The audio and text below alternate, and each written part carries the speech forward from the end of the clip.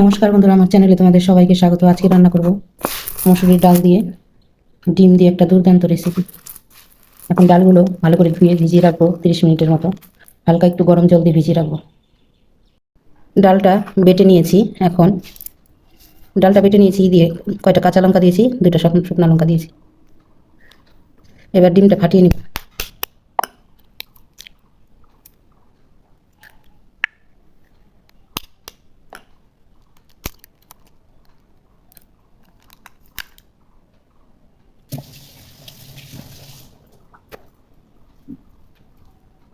এবার সামান্য পরিমাণ লবণ দিয়ে নিচ্ছি, হলুদ দিয়ে নিচ্ছি। এবার মাখিয়ে নিব ভালো করে।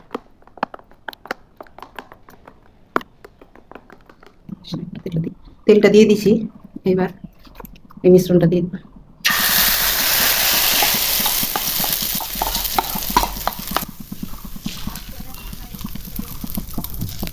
এইভাবে 10 মিনিট হালকা হিটে ভাপিয়ে নেব। মুসুরির ডাল আর ডিম দিয়ে যেটা বানিয়েছিলাম, দেখো এখন হয়ে গেছে, নামিয়ে নিয়েছি, ঠান্ডা হয়ে গেছে। এবার পিস পিস করে কেটে নিব। পিস পিস করে কেটে নিয়েছি, এগুলো তেলে ভেজে নিব। কতটা নরম হয়েছে এগুলো এখন ভেজে নিব। কড়াইটা গরম হয়ে গেছে, তেল দিয়ে দিয়েছি। এবার এগুলো ভেজে নিচ্ছি।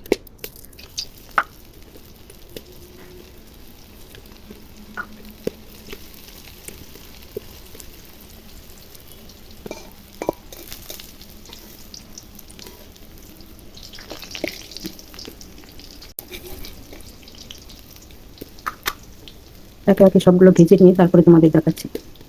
বেশি কড়া করে ভাজবো না, হালকা ভেজে নিব। ভেজে এই কটা ভেজে নামিয়ে নিয়েছি। এবার এগুলো ভাজছি।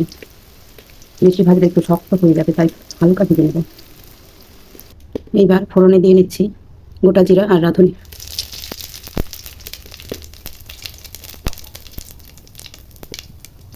এবার সবজিটা দিয়ে নিচ্ছি।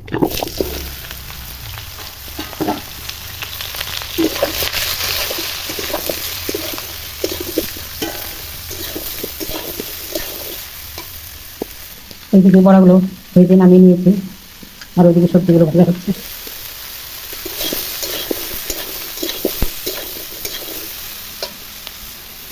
এবার দিয়ে নিচ্ছি পরিমাণ মতো লবণ, হলুদের গুঁড়ো,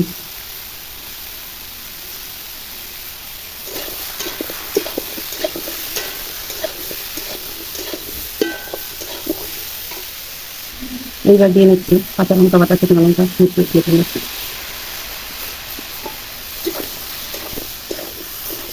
এইবার ভালো করে একটু ভেজে দেবো।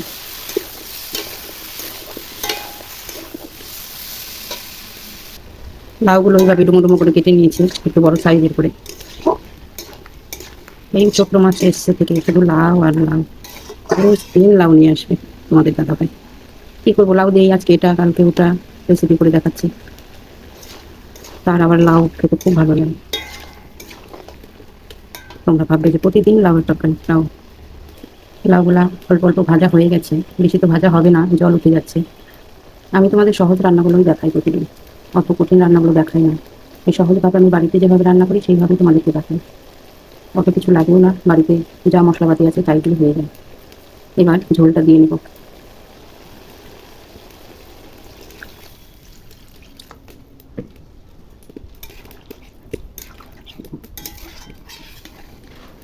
একবার তোমরা এই লাউ ডুমো ডুমো করে খেয়ে দেখো। মাছ দিয়েও ভালো লাগবে, ডিম দিয়েও ভালো লাগবে, নিরামিষ যদি রান্না করো তাও ভালো লাগবে। ঝোলটা ফুটে গেছে, এবার ডাল আর ডিমের বড়াটা দিয়ে নিই।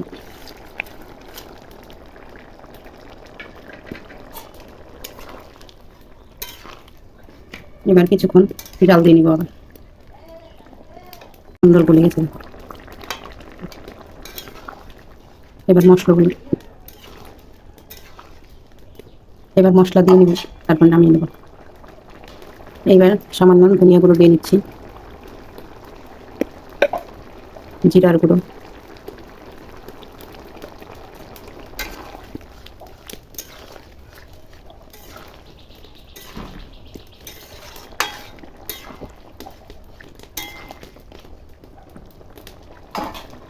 এরপর নামিয়ে নেব।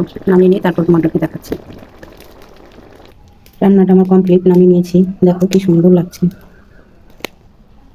যদি রান্নাটা ভালো লাগে তাহলে লাইক করো, একটা কমেন্ট করো। আর কি বলবো।